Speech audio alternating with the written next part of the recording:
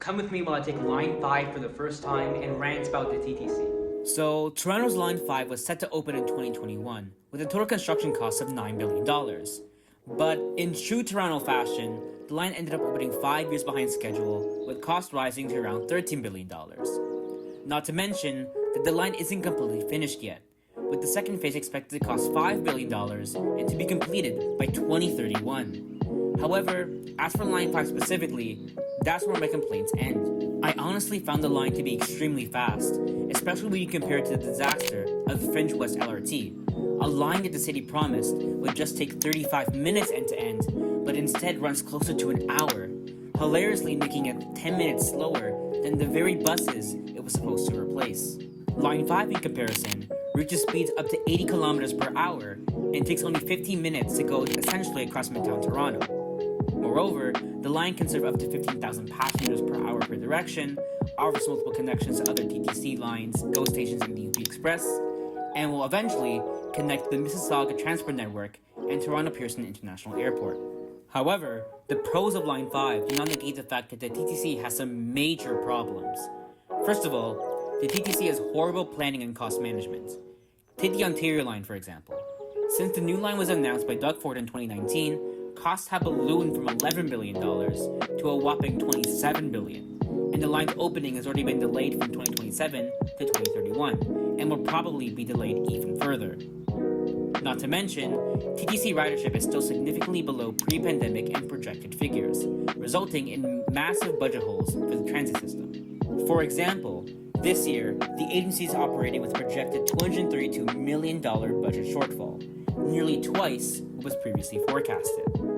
Another issue, one that strikes fear and misery into every GTA commuter, remains the system's consistent delays.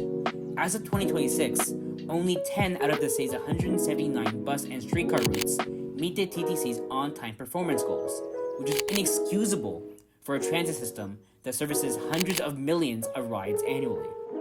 Finally, my last major complaint is the TTC's congestion and lack of coverage. Union Station in particular is chronically congested, and its subway platforms alone serve tens of thousands of riders daily, with crowds even spilling onto streets outside the station at times. One of the main reasons behind this is limited subway connectivity between the TTC and other GO stations, such as Exhibition GO. Expanding those connections would help redistribute passenger flow away from Union Station, easing bottlenecks while also shortening commute times for GTA residents traveling into Toronto for work. At the same time, the lack of subway coverage in Scarborough, North York, and much of Etobicoke forces riders from some of these areas onto long bus routes that ultimately converge onto Line 1, again leading to overcrowding in the core and leading to longer travel times. Although this piece paints the TTC in the bad lights, I generally do like the TTC, and believe that the city needs to continue investing in the system in order to improve the quality of life for Torontonians. Toronto's TTC is responsible for over 400 million trips annually. That is not marginal, and it is integral that we improve it as much as we can to ensure quality service for all commuters. There's also a strong economic argument for the system.